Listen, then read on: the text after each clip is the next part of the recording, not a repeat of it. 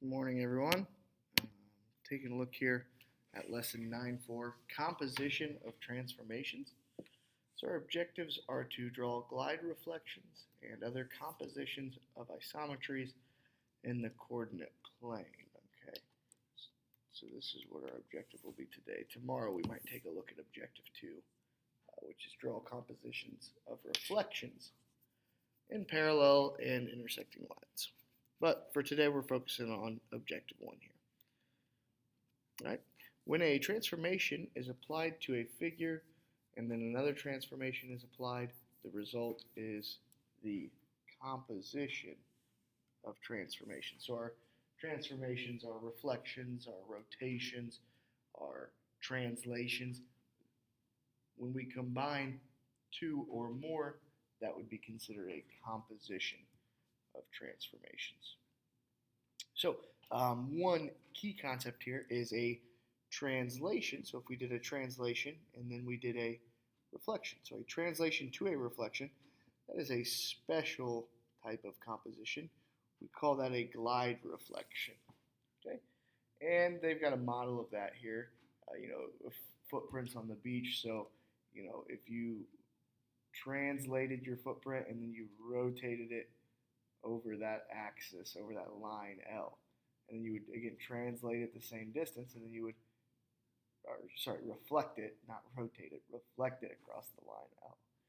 I apologize. All right, so that's a glide reflection, just as a special name. Okay. All right, so we're going to practice graphing a glide reflection. So triangle JKL has vertices J 6 negative 1, K 10 negative 2, and L 5 negative 3. Guys, for whatever reason, when I graph on this video software, I always struggle. So bear with me here. J is 6 negative 1. So 6 negative 1. That's that point. 10 negative 2 is K. And L is 5 negative 3. So J, K, L.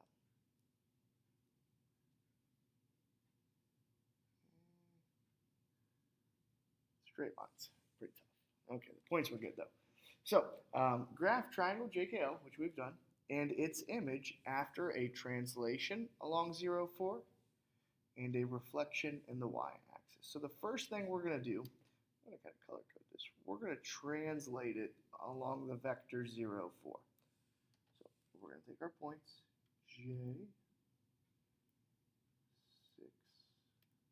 negative 1, K, 10, negative 2, and L, 5, negative 3.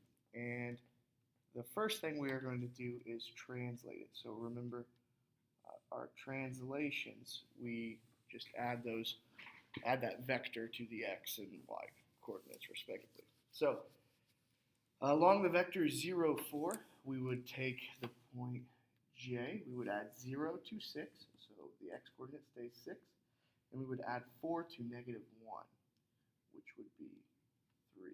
So after the translation, we would have the point 6, 3. K would become the point, again, adding 0 to the x coordinate, so that's 10, and adding 4 to negative 2 is a positive 2. And L prime would be, again, add 0 to x, so that's 5 plus 0 is 5, and adding 4 to negative 3, so 5, 1 would be. Okay, all of these points here in the green, that's after the translation along that vector 0, 4. Okay? Now we want to reflect them in the y-axis. So guys, if you remember reflections, guys, those are easier to do after we draw the points. So let's plot the points J, K, L, or J prime, K prime, and L prime. So J prime, we're going to go back in green here. So 6, 3, 6, 3. That would be the point J prime. Guys, I've got a feeling I'm going to have to erase my J there. I think that's going to be in the way. K is going to be 10, 2. And L is going to be 5, 1.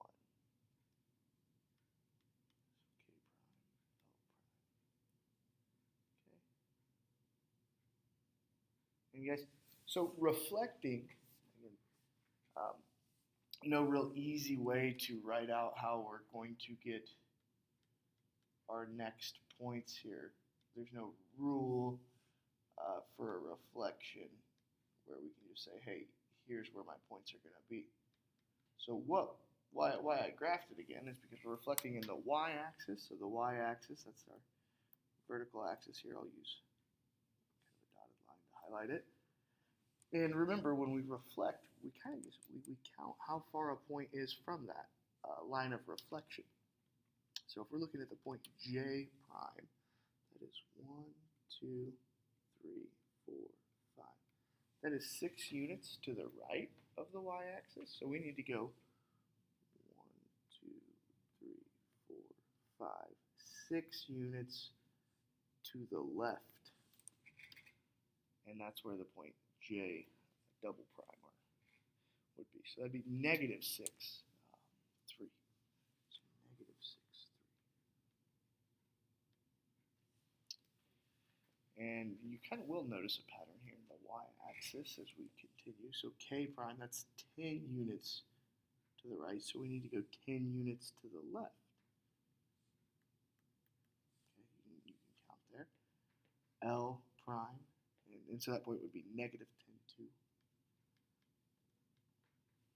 And then L prime is 5 units to the right, so we need to go 5 units to the left. So negative 5, 1. And so that would be our reflection in the y-axis. Okay? So that was our glide reflection. We first translated it, and then we reflected it across the y-axis. Of course, guys, the y-axis was, again, that vertical line. We could reflect across any vertical or horizontal line, but this one asked for the y-axis. Okay? So you're just combining two transformations. So a composition of isometries is the result of a translation or multiple translations is congruent to the pre-image. Okay? So graph other compositions of isometries. So the endpoints of CD are negative 7, 1 and negative 3, 2. Graph CD and its image after a reflection in the x-axis and a rotation 90 degrees about the origin. Okay. So let's graph CD. So negative 7, 1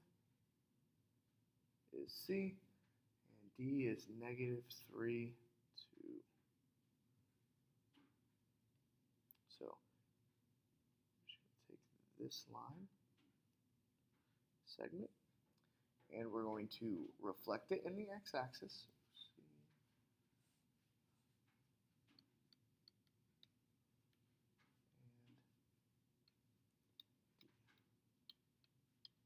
So a reflection in the x-axis, I'll use green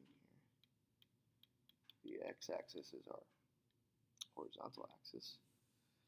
So C is 1 unit above it, so C prime will be 1 unit below it.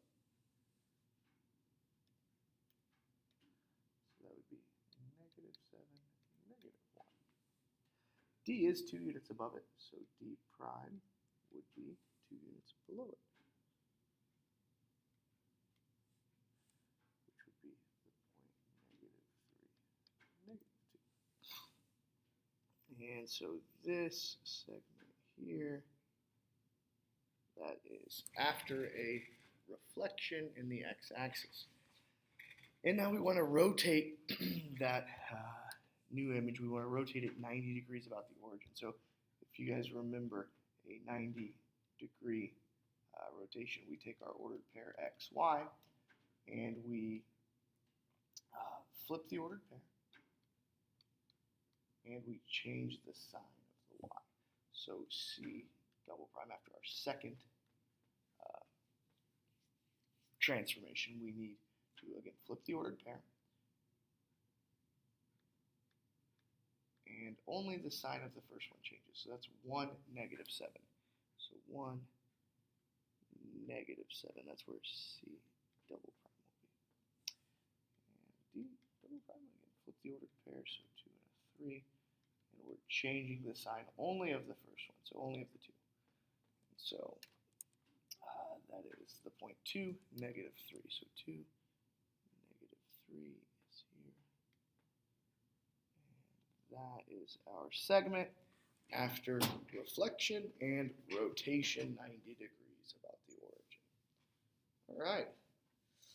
So hopefully you guys kind of getting the hang of this. You're just combining 2 or more of those transformations we've been practicing, which you guys have done a pretty nice job of. So your homework comes from the textbook, page 655, 7 through 12. All right, thanks for watching this afternoon, guys, and good luck to you all. I'll be in Friday morning if you guys have any questions on these.